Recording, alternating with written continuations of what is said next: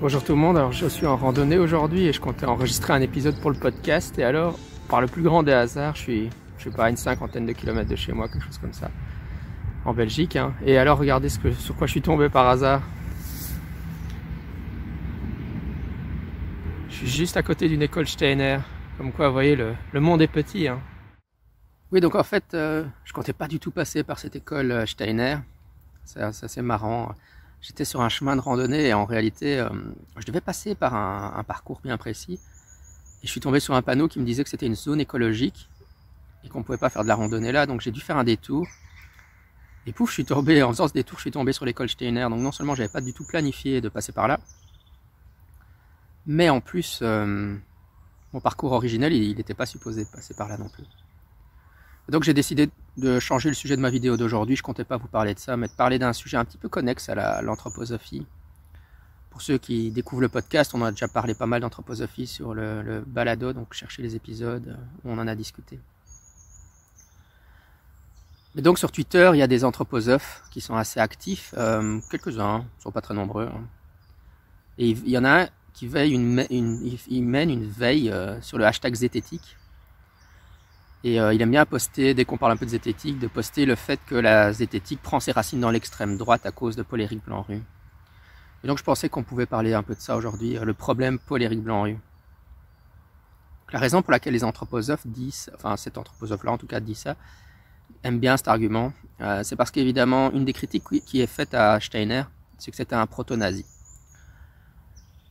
Personnellement, j'ai pas d'opinion sur le sujet.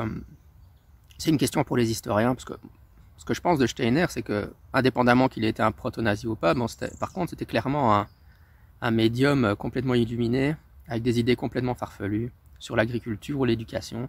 C'est pour ça que je ne mettrai jamais mon enfant dans une école Steiner. Donc en fait, moi, je me contrefous de savoir s'il était un proto-nazi ou pas. Et c'est une question pour les historiens à débattre, voilà, pour les spécialistes. Mais donc, à cause de ça, les anthroposophes, ils sont pas contents qu'on dise ce genre de choses. Et donc, ils aiment bien dire, ouais, mais vous voyez les zététiciens qui disent ça, apparemment. En fait, eux, ils ont des connexions avec le nazisme via l'extrême droite de Blanru. C'est un peu ça l'idée générale, quoi. Alors, le problème avec cet argument, c'est qu'en fait, ça donne une importance beaucoup trop grande à Paul Éric Blanru dans l'histoire de la zététique. Il faut être très myope pour penser que Blanru a eu un rôle important en scepticisme. Et pour ça, je renvoie vers un document de Daniel Loxod, un sceptique américain qui a écrit une petite plaquette d'histoire du mouvement sceptique qui commence dans l'Antiquité jusqu'à nos jours. Et évidemment, il y a toujours eu des sceptiques et des zététiciens. Ce n'est rien de nouveau. Dans le passé, on peut citer David Hume, le philosophe, Harry Houdini, qui prédate la création du mouvement sceptique contemporain, etc. Il y a toujours eu des sceptiques et des zététiciens. Et ensuite, vous le savez certainement si vous écoutez le podcast, mais le mouvement sceptique contemporain est apparu avec le comité para à la fin de la Seconde Guerre mondiale, et puis a migré aux États-Unis et puis s'est répandu dans le monde entier, avec des organisations comme le PsyCop ou Psychop en français aux États-Unis, ou la Skeptical Society, la Société des sceptiques de Michael Shermer. Et bon, il y a eu un retour en France via Brock dans les années 80, et alors c'est là qu'apparaît Blanru. Mais si en fait on prend ce pas de recul et qu'on se rend compte de l'ampleur du mouvement sceptique dans l'histoire, Paul Éric Blanru, c'est personne. Alors oui, dans les années 90, il était actif. Bon, il a eu le cercle zététique qu'il avait, je pense, créé d'ailleurs, et dont il était l'acteur principal. Et il passait un peu à la TV, etc. D'ailleurs, le cercle zététique, voilà, n'a pas eu l'importance que les gens lui donnent. Il y avait un site. Alors, le Webmaster a bien fait son travail, malheureusement, et donc il est resté longtemps très bien référencé. Mais l'Observatoire zététique, pour rappel, a été créé par des gens qui ne voulaient pas être affiliés à l'association de Blanru. Et donc après ça, Blanru a dérivé vers des idées politiques assez nauséabondes. Et bon alors, voilà, est-ce qu'aurait Brock aurait dû le sentir à l'avance? Est-ce qu'il aurait dû le répudier, etc. Bon, on va pas refaire l'histoire. Et puis c'est des questions qu'on devrait plus demander à Brock qu'à moi, évidemment. Je sais pas exactement comment ça s'est passé dans sa tête à ce moment-là. Enfin, j'en sais rien en fait. Ça n'a pas tellement d'importance pour moi. Mais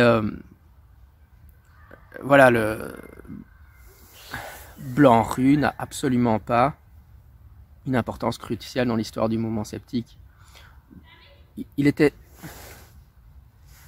il n'était pas, comment dire, quelqu'un d'important à mes yeux, même à l'époque où il était supposé quelqu'un d'important, parce que j'ai pas vu les émissions de TV où il passait.